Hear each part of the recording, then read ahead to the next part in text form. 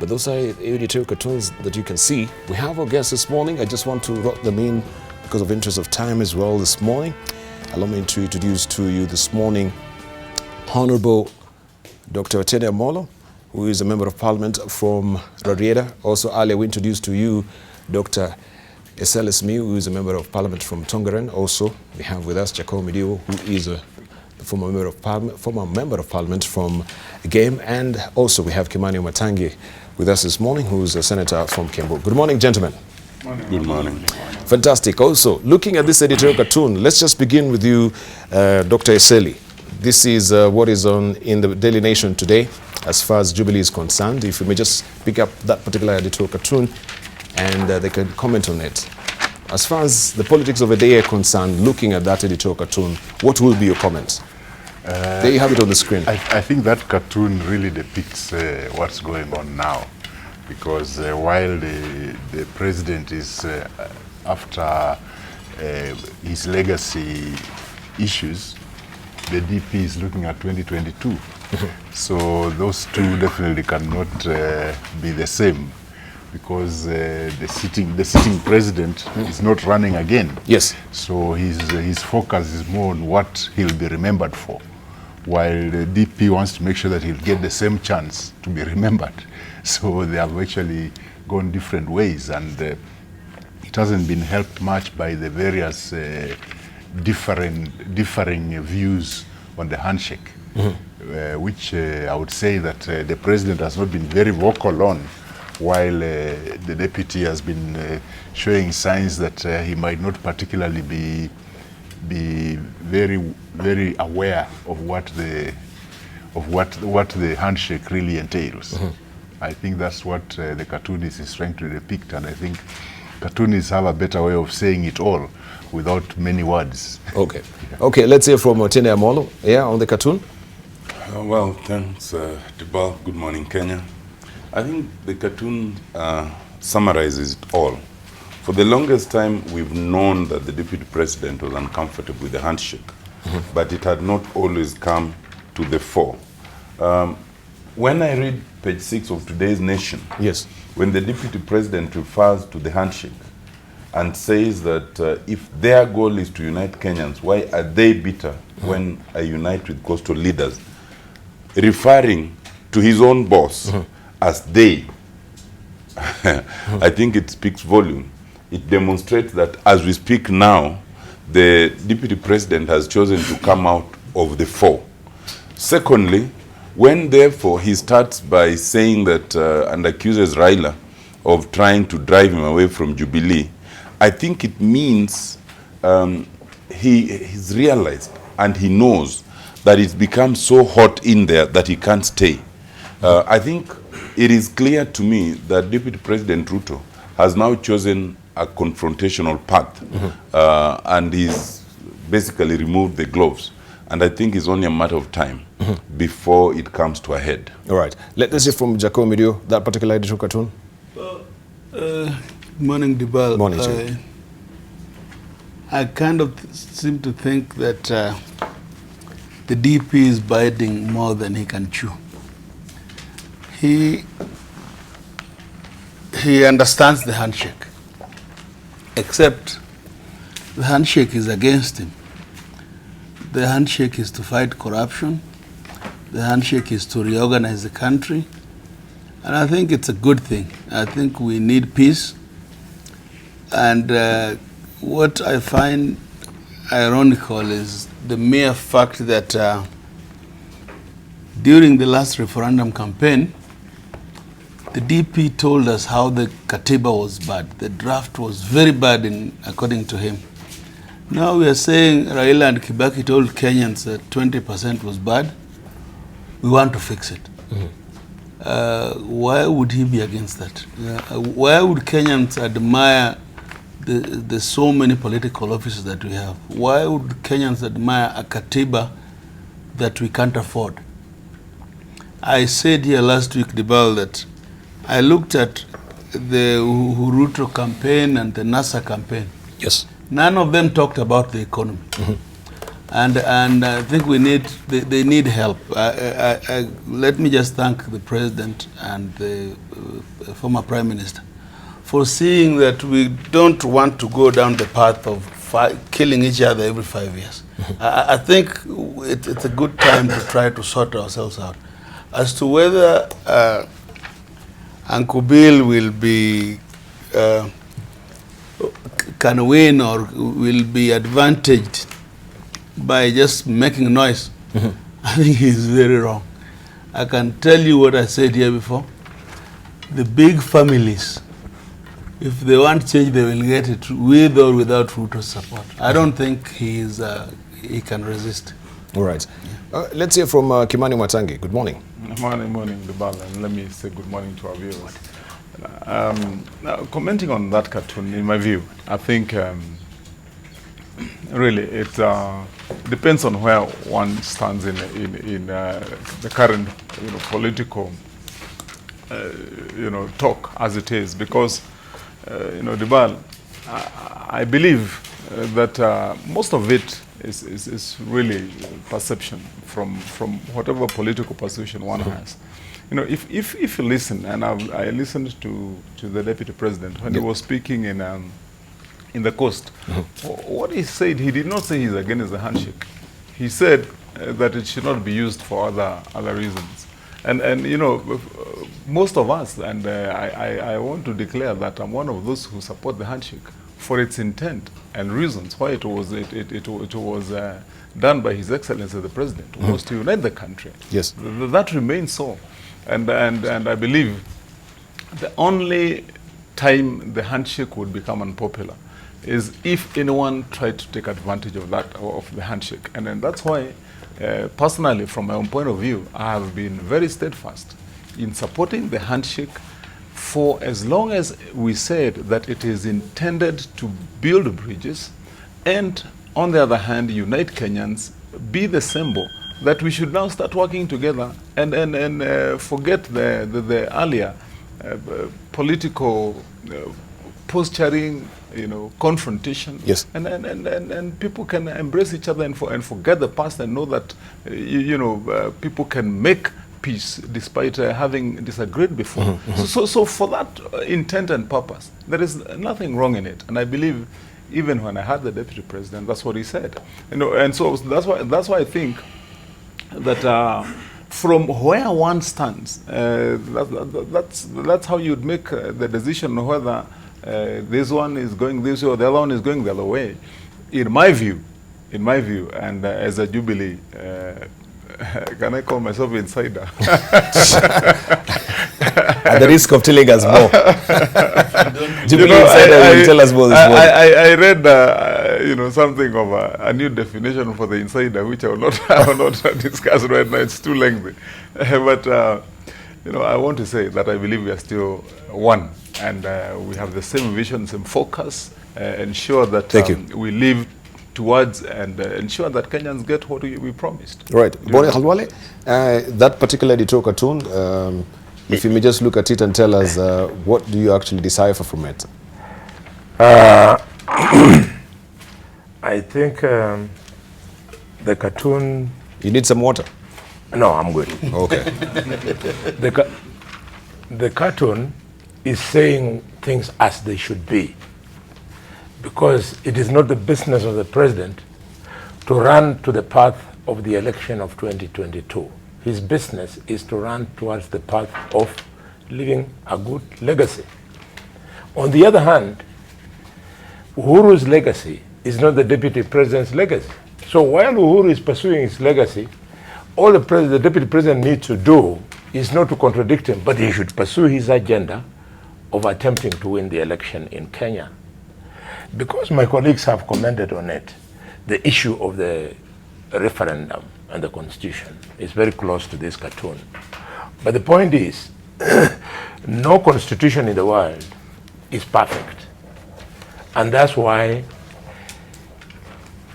after the framers of the constitution put in the method through which you can amend the constitution, they didn't make it easy. They raised the threshold so that people who want to change it for personal gain, for personal preservation, Yes. would not have it easy. So in this case, should it come to pass that we're going to have the need to do a referendum, nothing big. I can see my brother here on my left, Jacoyo, saying that the big families will have their way.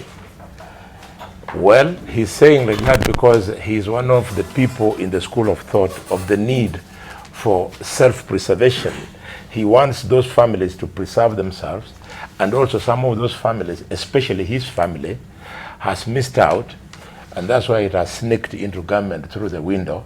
So they want to see if they can create a position for their big family also to be in government. But the truth is this, Jacob, with your big families, the smaller families, we are more than you, and we are going to come together.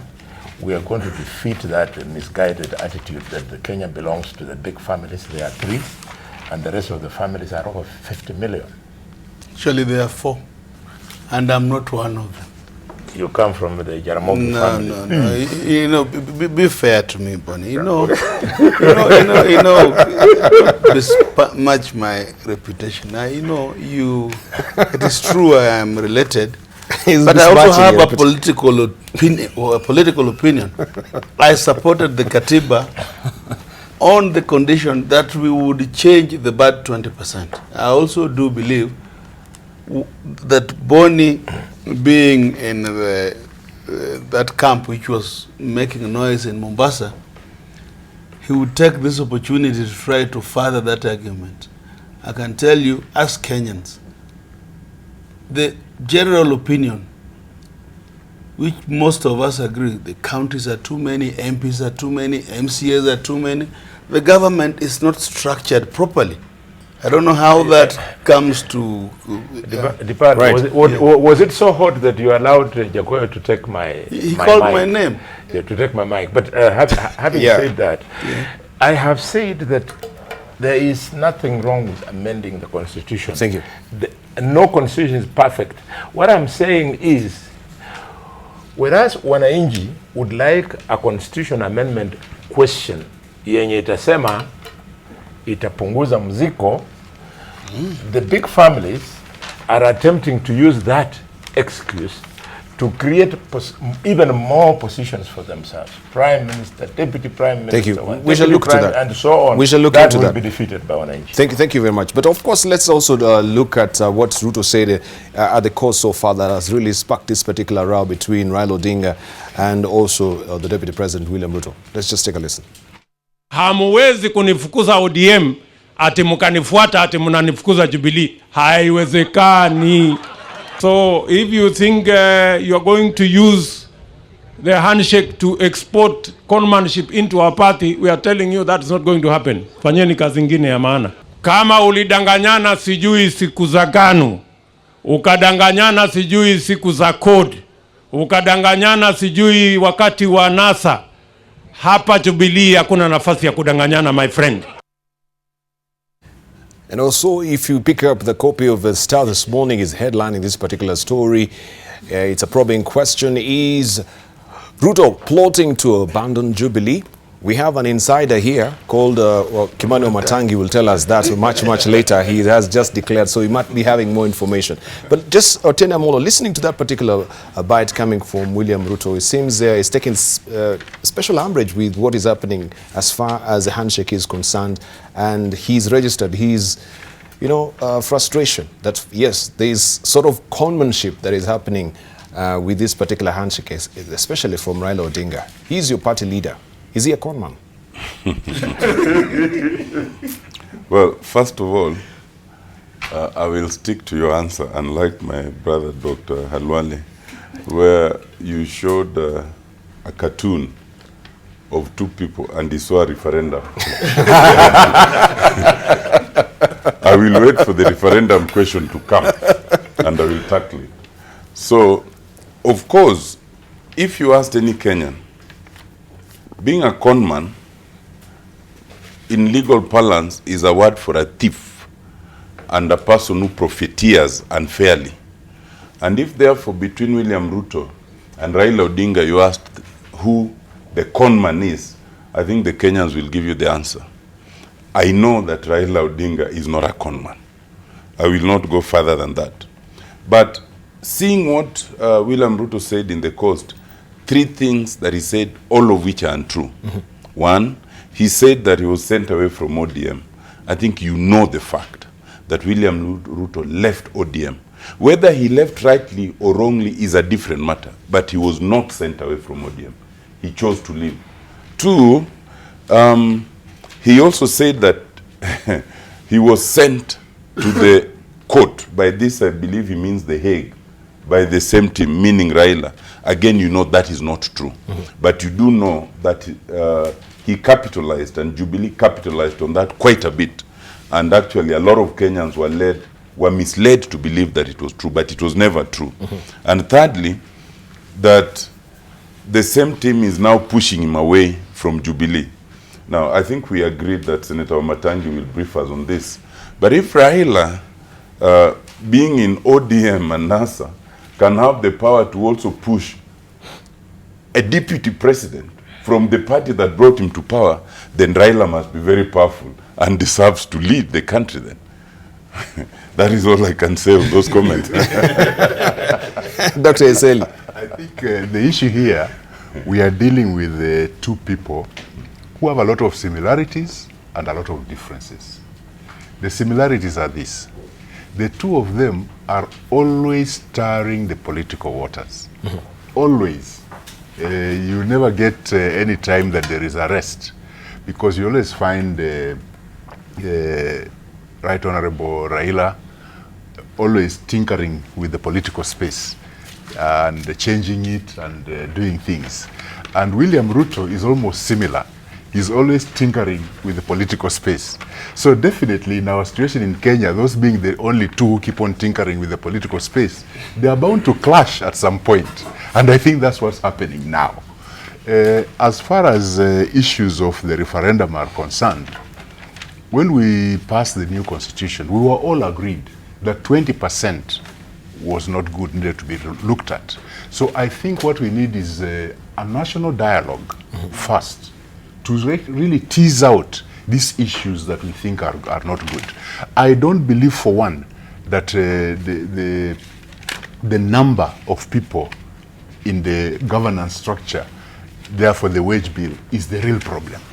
Because remember, from the time we passed this constitution to now, we've increased our revenue tremendously, and yet the Public Service Commission has not been hiring. So actually the hiring has been virtually stagnated. And a lot of these people, we are saying the wage bill, were about 30% were devolved to the counties. So the wage bill is just a red herring. I think the critical thing here about our financial dire straits is the I would call it the unreasonable borrowing that we've done, such that we owe so much and we cannot really see what this money has done. And part of this money was not injected into the economy, because when you take a loan from China and the Chinese come with everything, including cement, to do the standard gauge railway with their employees, and the money stays in China, it doesn't come into the economy. So that is where our problem is. We should not, yes, we have a huge wage bill, but that is not the real critical matter. The critical matter is our unreasonable borrowing is what has put us in dire straits. Right. So changing the constitution should not be about the wage bill alone. Changing the constitution should also be about who borrows, how much, and when, and who controls it. Because it looks like Parliament has weakened to a point that they cannot control the executive's borrowing. Whenever something comes in to increase the ceiling, Parliament will always pass it, because they are all majorly Jubilee MPs. So I think for the constitutional review, let's have a national dialogue, let's look at it and see whether in our current circumstances it's right to go in for, because remember, the implementation of the new constitution has not gone on well. So we cannot really blame it yet, because the implementers of this constitution, which is the executive, majorly were lukewarm or totally against the new constitution. Thank you. You're watching People and Politics here on AM Live, and I just can pick up one or two tweets that we have trickling in. We have Frank Orinde saying, if Raila Odinga's comradeship in Jubilee has denied someone the space to loot our taxes, then by all means, may that comradeship continue. It's clear the joint fight against corruption is causing jitters to some people. Also, we have Emos Kitui saying William Ruto and the president are not reading from the same page. Also, we have Roland Langat saying, why is it that when Raul loses presidential seat, he always wants to change the constitution? I think we should amend the current one. And also Emmanuel saying, our politicians, instead of advocating for better medication for Kenyans, help fight corruption, they instead participate in high taxation on corruption. And this referendum is to see how it will benefit their political journeys. So we promise when we circle back, of course, we'll get to hear from Jacome Dio and Kimani Matangi as well. The insider. The insider. We should start with the insider. Let's start with the big family. We start with the big family. Okay, let's start with the big family. Small family.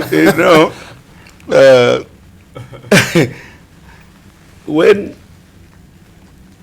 Ruto says he was kicked out of ODM, remember the Mau lie? You know, the ODM manifesto in 2007, I forget which article of it, talked about restoration of the Mau. And I remember being with William when he was really expending his energy to say ODM itaboresha uchumi, will take care of mazingira. Now, people are being evicted at the Mau. Kenyans are even killing each other at the Mau, and Ruto has power. So who is a conman? When Raila said, please let us restore the Mau, he said Raila was against Kalenjins. And now people are killing each other. He's in Mombasa opening county projects. Health is a devolved function. Water is a devolved function. So he's going around with governors opening county projects. In other words, it is true he never wanted to change the constitution. He is still trying to have us live with the old order. And we are not going to let him, because we are even saying Harambes are not the answer. Let us do things which don't make our people poor. So somewhere he went into a church and he gives a church 5 million. In fact, the church, please, the church can help us. When you see people clapping for somebody who has given 5 million shillings without explaining the source of it, there is a problem. You know, 5 million shillings is no chump change. It's a lot of money. But he say, mimi na governor tutawapea, sijui na mjumbe tutawapea 5 million. What are you telling Kenyans? Where umetoa wapi? I thought you just told us you are a chicken farmer. But now you are living. So what am I saying, Deba? That this, the noise about referendum, because we are not there yet, is meant to scuttle the war against corruption. And I hope the president and the former prime minister reads his right. Because remember where we were when immediately after the handshake, people said there's not going to be referendum. We are back where we were about 5 or 6 months ago. Because I can tell you, William knows that this war will one day land on his doorstep. It will eat people around him. It will go so close, because we have decided to change in our attitude as Kenyans. I'm now talking as a private citizen. Yes. Yeah. Right. Okay. Let's get to hear the inside information as far as that headline is concerned on the front page of the Star. Or rather, the inside story. The inside story. Deval, you know, the inside story is actually... Is Ruto plotting to abandon Jubilee? It's already on the outside, actually. So I mean, so it's out there in the open. But, what is out there in the open? One, Dibal. You see, let's speak the truism of the current political scenario, and first, you know, it would be completely, you know, unimaginative of anyone to think that the deputy president can leave Jubilee. Indeed, even when he said those words himself, he is saying firmly that no one should imagine that he can leave. Do you know, Dibal, the work it took to build Jubilee the way it is, to bring those parties together, the efforts that were put by everyone, but more so by His Excellency the President and the Deputy President, William Ruto, was enormous. It was work and work over. Actually, and let's agree here, it was phenomenal. Nobody ever believed that you could bring those kind of parties together and have one party. That's what we succeeded in doing. Now, also look at the track record of Jubilee. We have been running the country as an elected government since 2013. And the government of Jubilee was not re-elected in 2017 because it failed. Of course, there are challenges. We're not, I mean, we cannot delude ourselves that there have not been challenges. But ultimately, the track record of Jubilee is not a track record of failure. And like I've said, I say that very clear in my mind as a Kenyan, that there are major challenges, of course, even currently, that Kenyans are facing. The idea is to, how do we resolve that? But coming to that topic then, even if you flip that coin, you'd ask yourself, would it be realistic to even imagine that Raila himself would want to be inside Jubilee? I mean, let's put it here on the table clearly and truthfully. Actually, if Raila was in Jubilee, or he decided to get, or tried to get into Jubilee, he would lose before he starts. I mean, he would look very, very funny. I mean, the only way that he would be true to himself, what he stands for, what he's done, is if he ran his course the way he has always done. And so the question of Ruto leaving Jubilee would not even arise at all. But the question here, or rather the issue here was, would anyone then around be trying to make, to stir the water such that they are murky, that he would not be comfortable inside? And I think that is the warning shot that he was firing, that he is ready as a politician and as a leader to stand ground on a home he has built. I think it is that simple. Now, I don't think that, in my view, that there is anything to read beyond that.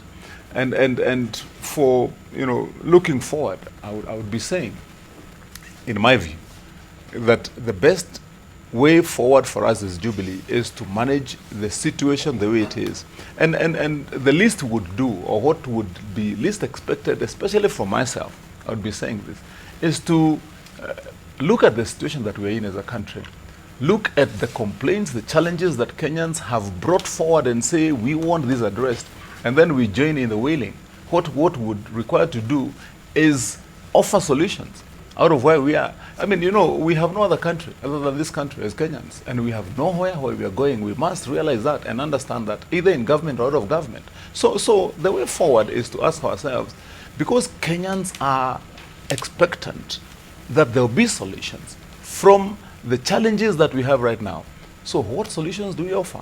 And that is all that we should do as leaders. And that's my view, as an insider.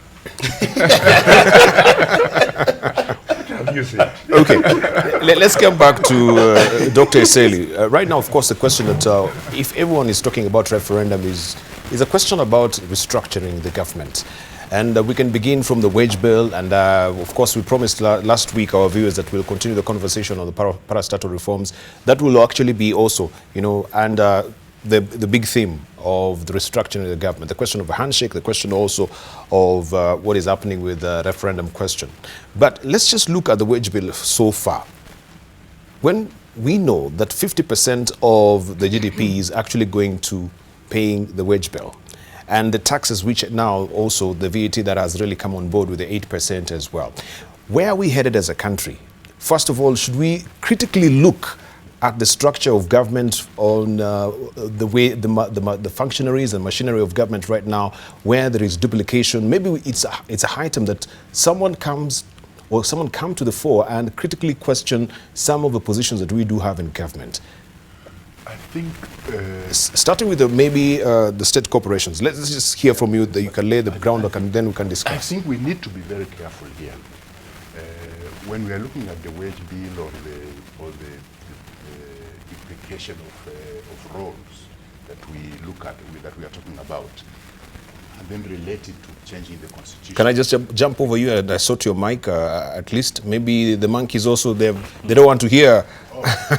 We'll sort it out, don't worry. But let's just continue with Otena Molo on this, as I sort out. I'm happy to talk about the restructuring and the referendum finally, now that it has been posed. But let me comment on the insiders, what the insiders just told us. Yes. He has actually told us three things, both of which are all very interesting. First, he has assured us DP William Ruto is not leaving Jubilee. Secondly, he has assured us, which we all know, that Raila is not about to join Jubilee. Thirdly, he has said William Ruto is merely firing the warning shots. What he didn't say is the warning shots to who? William Ruto can only be firing warning shots to Uhuru Kenyatta, because that's the only person with whom they have been in unity. So I think the summary of what the insiders told us is that the dynamic duo are no more. There's trouble in paradise. That trouble is probably good for this country if it will help us, put us in the right perspective. Yes. Now let me come to your question. I firmly believe, That's an outsider's view. interpreting the insider statement, I firmly believe that our state needs restructuring. And I don't think there's anyone in this country who doubts that. If you ask anybody, they will tell you something is wrong somewhere. Yes. Each will tell you their version of what is wrong. They will not be united, but everybody is agreed. Whether it's those who blame us, members of parliament, whether it's us who blame the executive, whether it's the executive who are blaming the various offices in the land, yes, whether it's the others who are blaming tax, there's a problem. And so I think we must have a conversation around the structure of the state. You cannot have a conversation around the structure of the state without having a discussion on the constitution. That discussion is ripe.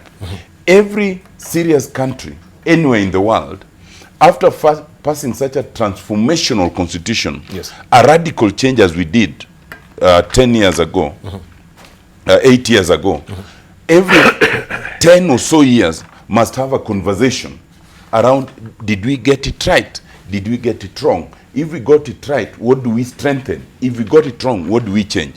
So the time is right. 10-year cycle is a decent cycle for any discussion on amendment or changing or adjusting the constitution. Secondly, whether we like it or not, the constitution that we adopted forces us to have that conversation. And it forces us in a variety of ways.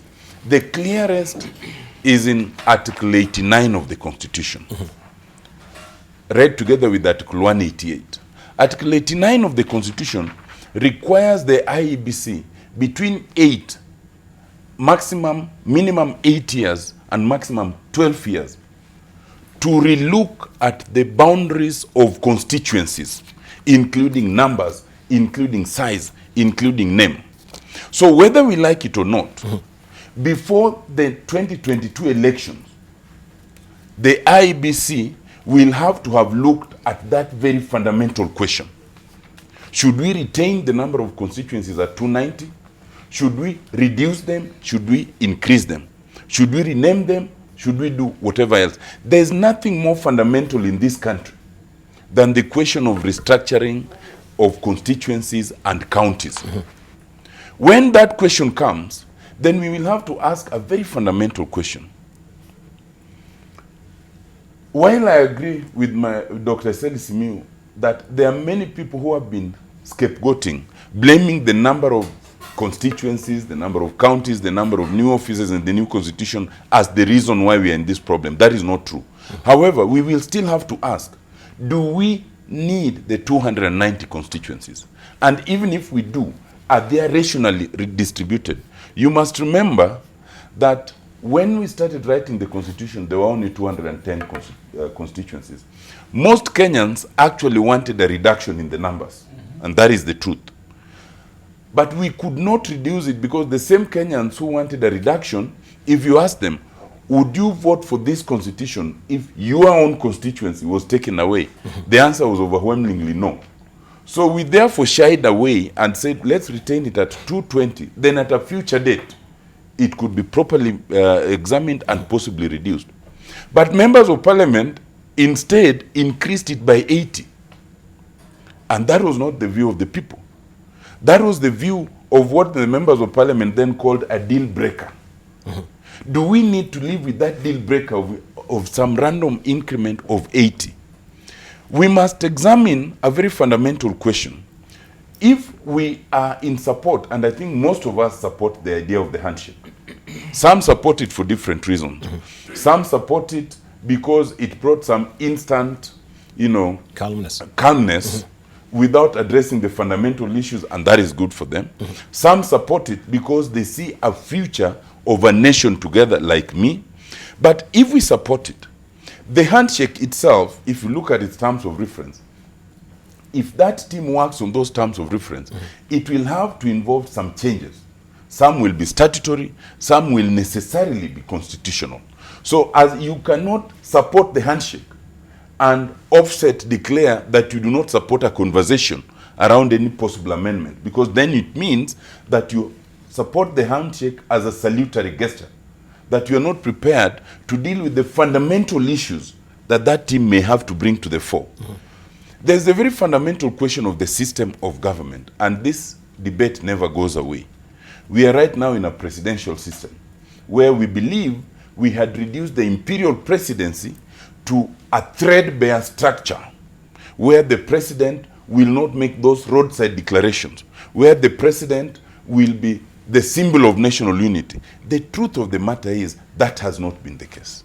In the last 8 years that we've had the constitution, the president still wields immense powers beyond the constitution. Parliament, where I am a member, and the parliament before I was elected, and even the one before that, which was supposed to be the check on the presidential system, has completely failed in 3 successive parliaments. Yes. This is the third since the constitution was enacted. Do we therefore still live with the theory and myth that you can have a presidential system with a weakened presidency, with a parliamentary check? So the summary of what I'm saying is that there are very, very many fundamental reasons and the time is ripe to relook the question of the fundamental structure of this constitution, including why the constitution creates structure and the executive has created parallel structures all the way to the lowest level, all of which are paid, all of which, most of which duplicate those duties. All those, and that is the context in which we look at the parastatal reforms. It becomes a very small subset of a very big issue. Of the very big issue. Yes. Could we just pick up on the parastatal reforms, and Otieno Omolo has raised also the question of the constituencies and the counties as well. Do we need also the 290 constituencies as it is? Vis-a-vis also looking at the austerity measures that the government is trying to put forth. Is it sustainable in the first place? 5 years down the line, we haven't seen any change with the parastatal reforms. While I agree with Dr. Omolo and what he has said, there is perhaps one that I don't agree when he says the successive 3 parliaments have failed to check on the executive. The 10th parliament where I was, I think, was very effective on checking on the executive. I think we did a sterling job, given that it was a grand coalition government and things like that. So that was before the handshake? From the 11th parliament to the 12th parliament, we've had what I would call a catastrophic failure of parliament to check on the executive. Now, about the constitution and whether we need to review it, yes, the constitution is a living thing, and we need to review it now and then when need arises. And those of us who campaigned for it first, we were aware that 20% of it needs to be reviewed. So the question of reviewing the constitution, to me, is obvious that yes, we need to review it. But there are those who will be saying no for their own political reasons. So reviewing the constitution to me is the right way to go. But now the problem is this. The way it was implemented by the current executive was all wrong-headed. So you cannot really blame a number of failures to the constitution itself. It's the constitutionalism that is lacking. And that has raised a number of the problems that we are facing. Take the provincial administration, which was supposed to be restructured. What have we done? We've actually loaded more onto it, and we still complain about the wage bill. The problem we are going to face if we review the constitution right now is that the people in charge, who were never for this constitution in the first place, will take advantage to try and return us backwards. You see, we are dealing with a conservative administration. This conservative administration definitely will want to roll back some of the gains that we made. So my view is that for those who are liberal Democrats minded like us, yes, we have to keep on engineering and re-engineering the political space and the economic space to ensure that Kenyans benefit more. Because once you stop tinkering with it as liberals, then you'll stand still and democracy will fail. But as we try to do that, my thinking would be, let's first try and kick out this profligate, this extravagant, this conservative administration. After we kick them out, then now we can settle on reviewing the constitution without the risk of them using their influence to roll back the gains that we made. Because if we allow them to get involved in reviewing this constitution with the kind of overbearing majorities that they have, then they are going to roll us backwards, not forwards. And that is a risk. I don't know whether I'm willing to take that sort of risk. Extravagance and conservative administration, do they hang together? No, they are extravagant in the sense that... no, I'm asking extravagant and conservative. No, conservative in the sense that they are more geared towards an overbearing executive that controls everything. Right. And in the process, they don't respect the various institutions, including Parliament. They have no respect for it, and in the process, they have spent resources profligately. We are having a problem with our finances. Right. This question about referendum has been hanging over us for a long time. And I think ODM, also when we had Bode Khalwale, you used to be in ODM at some point, weren't you? You're right? Never. Never? Oh, he's never been in ODM. Right? Hey. I don't know why I'm writing under that illusion. But the question of Okoa Kenya referendum was in the ODM. We've had a question of Punguza Mzigo Kenya. Punguza Mzigo Mpunda Amechoka. This was also a question of referendum. Still talking about some of the issues that are pertinent here that we are actually talking about this morning. From your own end, do you think then this rallying call that we have right now will actually have politicians particularly intent? I know some will be divided over it. Some, of course, also will be for it as well. I don't know where you stand today as far as this referendum question is concerned. We've never heard also from Ford Kenya their stand as far as referendum is concerned. Maybe today, you as a deputy leader, you'll tell us where Ford Kenya is. You also have your general secretary here, so I know you'll be reading from the same page.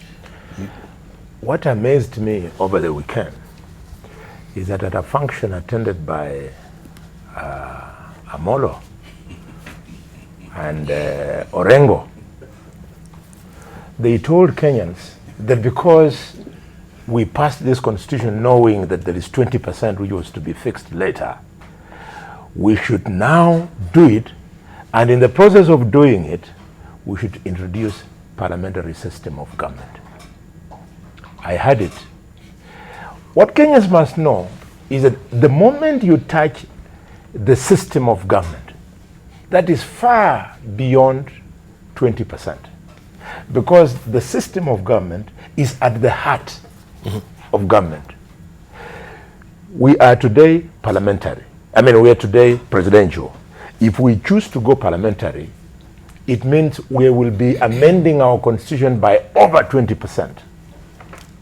I therefore want to make it extremely clear from my own viewpoint and the position of Fort Kenya is that we are united with the rest of Kenyans who believe that in accordance with this constitution, the constitution should be relooked at, but not for purposes of creating offices and positions for people who felt that they did not get what they wanted at the last election, but for purposes of making the cost of running government cheaper, for purposes of returning greater benefits to the people. And in this line, we are talking about devolution. We would like to strengthen devolution so that the 15% that we provide for in the constitution should go up to 45%. More resources to be at the grassroots. We would like to amend the constitution so that we have inside the constitution reforms that will make elections to be done better, reforms that will make sure that elections do not result in what Brother Jacoyo talked about, violence at every general election. You are not going to achieve that by thinking that if you introduce to the position of president, deputy president 1, deputy president 2, prime minister, deputy prime minister 1, deputy prime minister 2, you will cure this. We must make only those reforms that will make the cost of running government cheaper. Now, on the critical issue of the number of constituencies, number of wards, number of counties, I believe strongly, and because I was there, that the 47 counties that we have today was simply whimsical. Because I remember clearly when we pinned down the minister, Mother Karua, can you explain why it is 47? She told us, we are remembering the old districts that were there in 1992. The thinking, Jacoyo, remember when we were at the School of School of Government. The thinking was that we have only 14 counties. But when people went to Naivasha, they then came, when the select committee went to Naivasha, they come back with the story of 47 counties. Why is it important that we think about the 14? It is because with the 14 counties, you're going to have big counties like the county of Kakamega, big counties that have got economic sense. I have nothing against the people, the great people of Lamu. I have nothing against the great people of Isiolo. But you know, Isiolo and Lamu are counties of two constituencies. Counties with a population of 200,000 people. How on earth would you, yes? That is equal to Tongaren constituency in Bungoma. Yes, yes. So these are the things we should address. But if you go and say that let's target the people of Isiolo and the people of Lamu counties only, they'll fill the old story of marginalization. So the best way to do it is make it much more aggressive by reducing it to 14, so that even Kakamega in its greatness at the moment will also match with others. Thank you. That way, Dibal, counties will have economic form, will make economic sense. Why this is important is because even in their current form, governors are attempting to come together to form blocks. Like the Lake Basin people have formed a block, and so the coastal people have formed blocks because they want to make those blocks to be economically viable.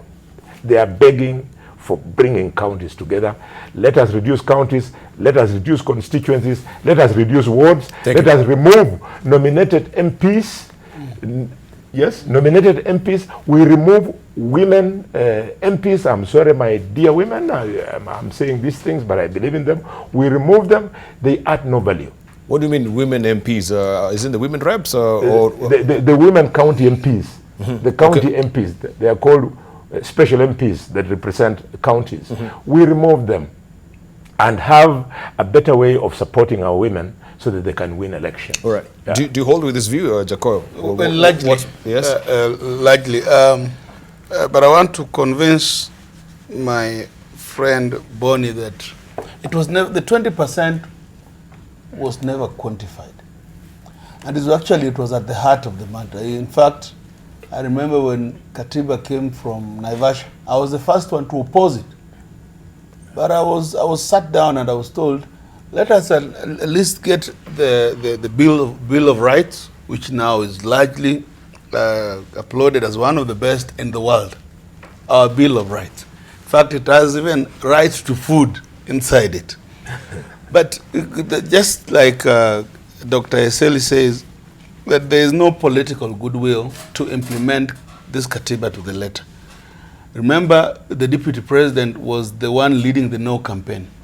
So you can't then, a few months later, elect him and expect him to obey what his psyche says no to.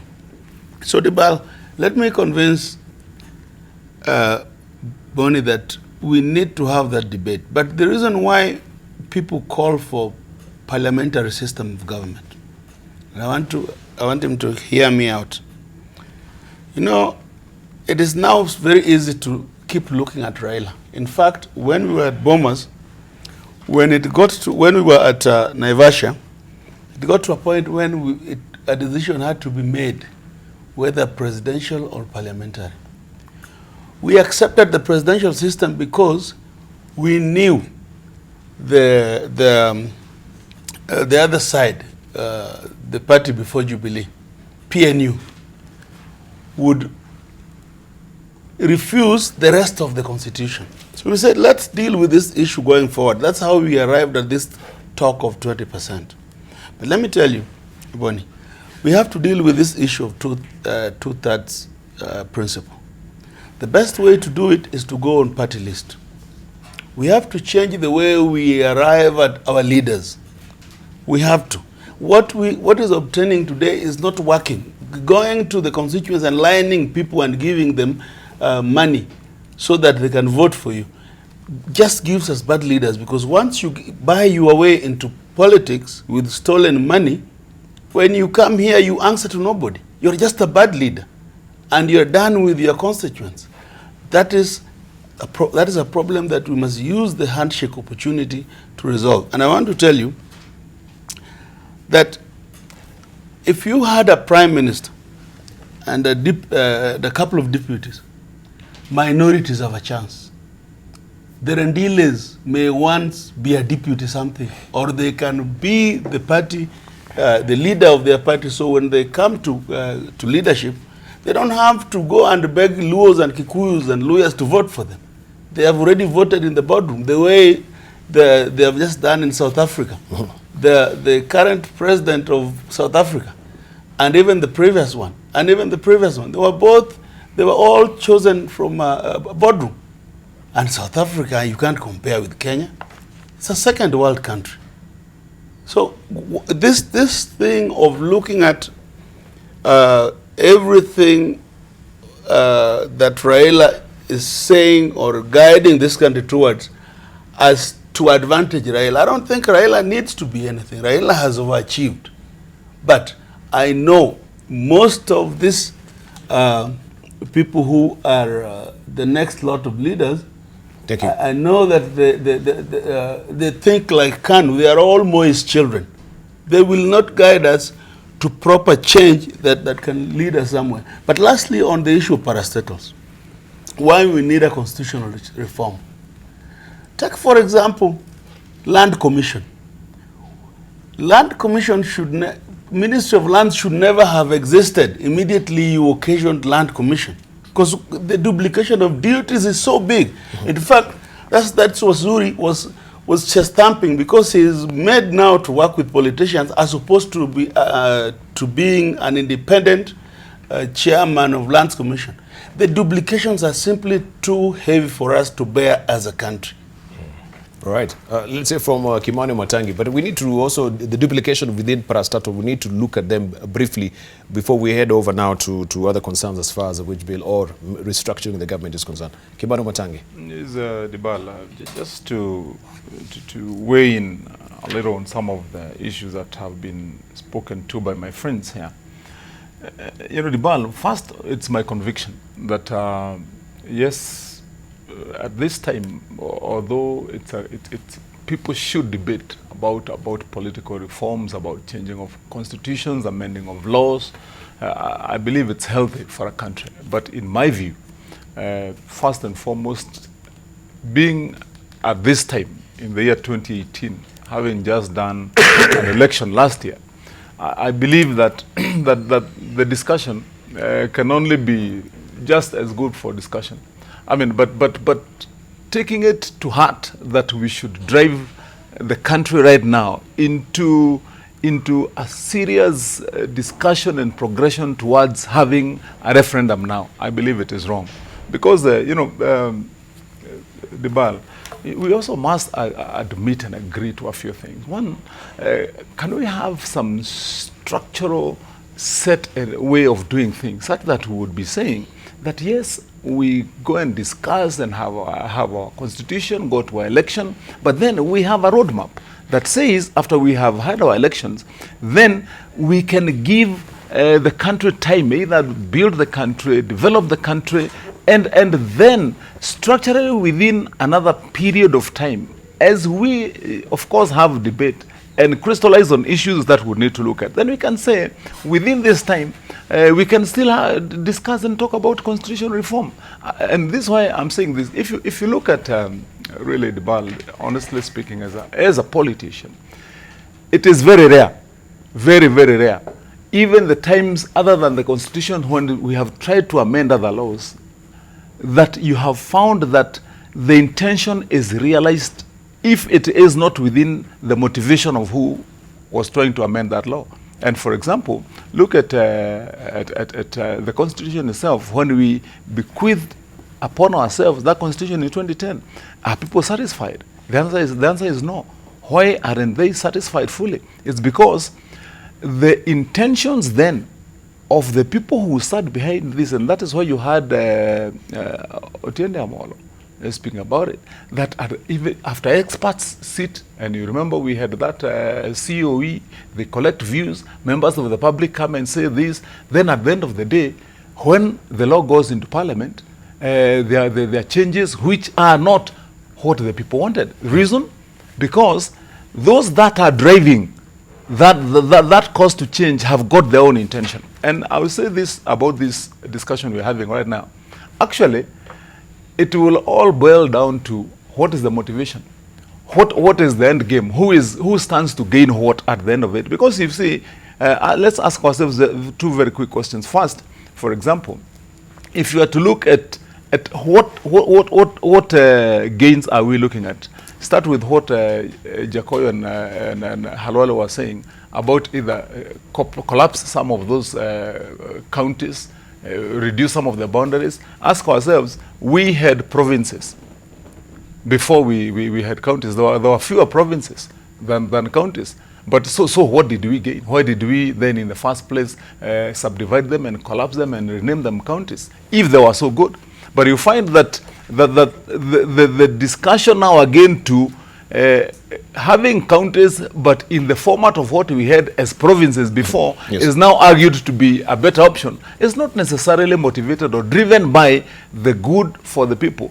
If you look at, for example, even the question of the wage bill, but I also concur fully that there are some of constitution offices that needs to be done away with. But even if you look at the question of wage bill, where does the bulk of the wage bill strain government? Not necessarily within those newly created offices. If you look at the wage bill, and remember when we had the drive for the golden handshake during the Moi era, and subsequently, government was bleeding with a wage bill that it could not sustain.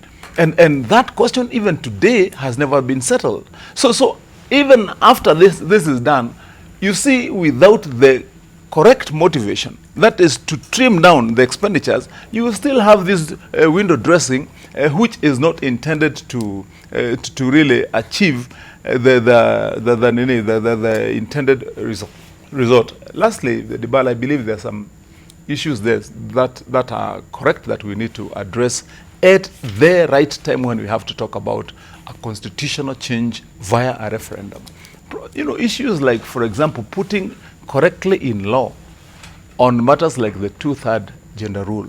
Those are things that we would say, this is how we would frame this so that it does not continue to be a quagmire that you cannot deal with when you're dealing with offices. Thank you. But I believe ultimately, largely, if and we should not, you know, either wish ourselves or work ourselves to becoming, to getting into a situation like Somalia. Let's remind ourselves very clearly here.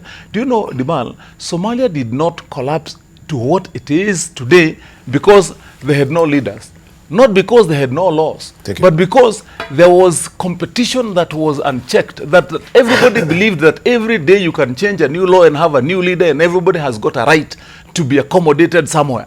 And that unchecked competition is what tears down a country. Thank you. So if we can be true, and that's why I would want to refer to, for example, if you look at the American Constitution, more than 200 years down the line, when they refer to the First Amendment, the Second Amendment, whatever, how many times have they gone down to amend their own constitution? Because you make a law, you believe in the law, confine yourself to the law, Thank you. and work towards making that law succeed. All right. I just want us also